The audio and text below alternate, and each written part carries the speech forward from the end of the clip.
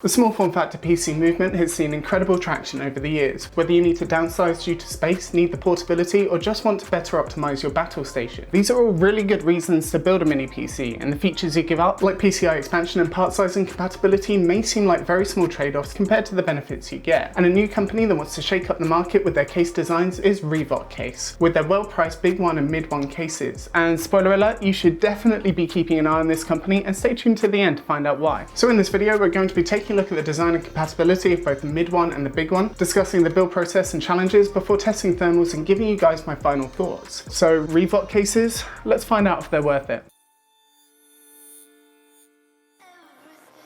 So quickly going over what came with the cases, both the BIG1 and the MID1 came with a pack of screws and accessories, and also a couple Michael Jackson gloves made for a small child. But where they differ is the BIG1 comes with a PCIe 3.0 riser cable, a support bracket for the fan and PSU, and although mine didn't come with a power supply extension cable, I've been told the BIG1s will from now on. And I'll have to show you why that's important in a bit. But as for the MID1, other than the screws and accessories bag, you also get a couple fan grills for the case. So moving on to the design, the MID1 is an incredibly rustic cube with nothing but 2mm thick aluminium with ample cutouts. Coming in black, the one that we have here, or bare metal if you want to do a custom paint job. This 11.5 litre case comes in 1.2 litres smaller than the N-Case M1 and stands either horizontal or vertical, with the power button sitting front and centre to keep the same aesthetic no matter the orientation. I do wish the LED was white, but I guess you could change the button, but overall I do appreciate the design, and I see many people loving it. Although when you equip this case with fans in neutral pressure mode, one side may have ketchup and mustard cables, and the other side will be a rather effective pet slicer. But don't worry, they do include fan grills to stop that from happening, but they aren't the prettiest grills in my opinion. But let me know in the comments, does this design work for you? Would you get different grills? Comment below. But taking a look at the BIG1, I think it looks absolutely stunning. A column design with large angle cutouts that looks both minimalist and striking. The design aesthetic of the 13 litre BIG1 wins me over, with a look that says, hey, I'm an Xbox Series X on steroids, come at me. All while using the same 2mm thick powder coated aluminium as the MID1, the BIG1 looks significantly more premium by design. And speaking of the paint job, I was not gentle with either of these cases, and they've held up extremely well. Also, all the screws were magnetic apart from the fan screws for the BIG1. So close. But good job REVOCCASE, you didn't cheap out where many newcomers fail. But none of that matters if there's terrible compatibility and an awful build process. So let's talk about what hardware you can fit into these cases, go over the build process, and talk about my positives and negatives. As I mentioned before, neither case comes with fans, which isn't uncommon for small form factor, but they do also have very specific fan requirements, so I wanted to point this out right away for you. The MID1 uses internally mounted 180mm or externally mounted 200mm fans intended to cross-flow air over your components. This is great for airflow, but a bit challenging to find, so I'm going to drop my recommendations below for you, including recommended compatible hardware to make part selection a bit easier for you guys. So the BIG1 on the other hand requires a slim 120mm fan to pull air through the case and out the top, similar to the Corsair One. So the NFA 12x15 is a great option. And moving on to the front I/O, the BIG1 is clean and minimalist, giving you no options for USB and audio, but the MID1 on the other hand doesn't either.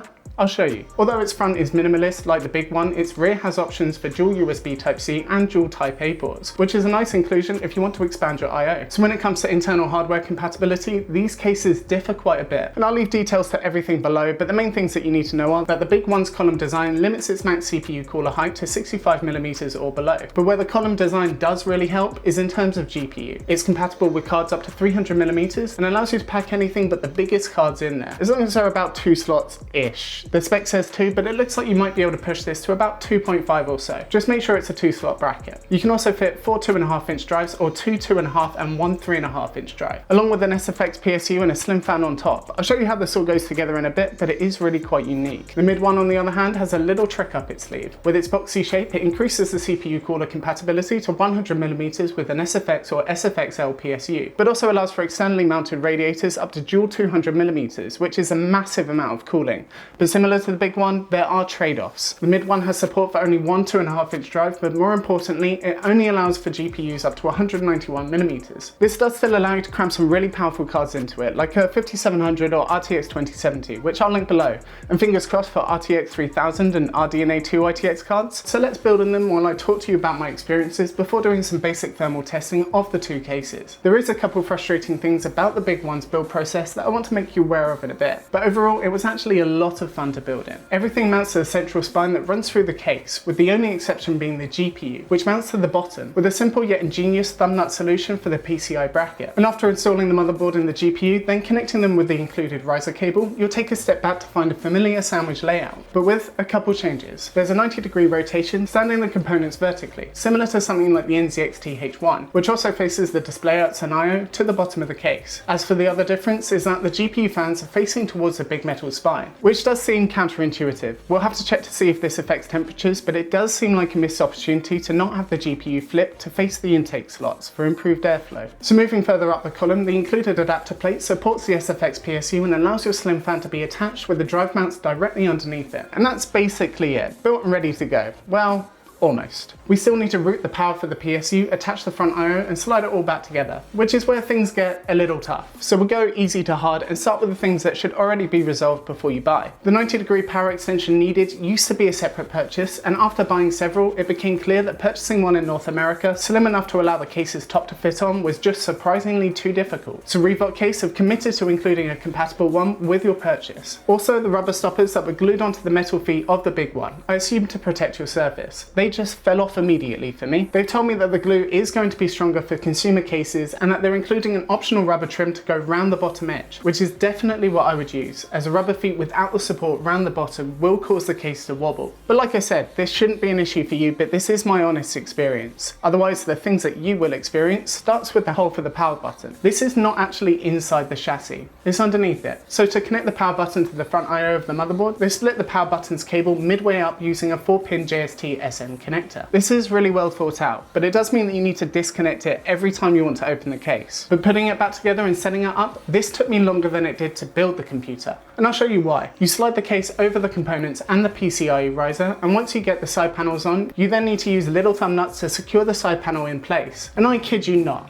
having your hand in an awkward twisted sideways position trying to fit all these nuts into a hole took forever. And there's 4 of them. Going back to the 9-year-old Go gloves that came included with the cases, yes, if you had hands this small, sure, it would be a lot easier. But if you're a real boy, having a screwdriverable thumb nut go vertically into the bracket would be a huge help. And once it's assembled, you still have to resolve a few things by design. Most USB devices and display cables won't be able to plug directly into your computer, as the distance between the rear I/O and the surface is just too tight. So you'll have to factor in compatible hubs and adapters for those, and I'll drop the ones that I use below. But once it's built, God, it really is a thing of beauty. Clearly you're buying this case for its stunning design, and that's what drew me to it. Just looking at it makes the inconveniences quite forgettable. Moving on to the mid one, the build process was significantly simpler, with absolutely no surprises. Drop in the motherboard, slot in the GPU and wire up the power supply. The only thing I would say is leave the fans till last, as they will get in the way. But that's not really a fault with the case, things getting in the way is just part of small form factor building. So let's talk thermals before we wrap up this video, and I'll also explain why you should be keeping a close eye on REVOCCASE. For the CPU, we're going to be using the 6-core Ryzen 3600 and the ID Cooling IS60. As for the GPU, we have RX 570s for both cases, comparing against our open air test bench, which came in at 73.2 degrees for the CPU, 50.9 for the Asus GPU, and 53.4 for the Sapphire one. As we're already getting pretty warm for the CPU, it should be quite an interesting result. So the mid one had a temperature increase of just under 6 degrees for the CPU and about 5 degrees for the GPU. But where things get interesting is with the big one. We saw a temperature increase of only 3 degrees on the CPU, but a big increase of 14 degrees on the GPU. I mean, 67 degrees isn't overwhelmingly hot by any measure, but it also isn't the most aggressive card on the market. And I do wonder what the temps would be like if the GPU was flipped, so the fans face the intake. So, conclusion time. The mid one and the big one are really strong early attempts for a newcomer in the ITX case market. They do have their limitations, like any small form factor case, but the mid one is actually quite cheap, and the big one is really quite unique. And I'm super excited to see more things from REVOCCASE that will have a big impact for enthusiast builders, and the reason you should be paying close attention to them. Not only new case designs, but other components like the REVOCCASE brick mod, a build your own external power brick allowing you to free up space inside your computer by moving the AC to DC conversion outside the case. We will absolutely be looking into that soon, and they have some other really cool projects that I probably can't talk about just yet, but trust me, they're refreshingly unique and interesting. So check out both of the cases in the video description and get subscribed with notifications to make sure that you don't miss upcoming videos. I want to do more small manufacturer case reviews in the future, and the next budget versus beast is in the works, but otherwise a like is always appreciated, and I will see you in the next one.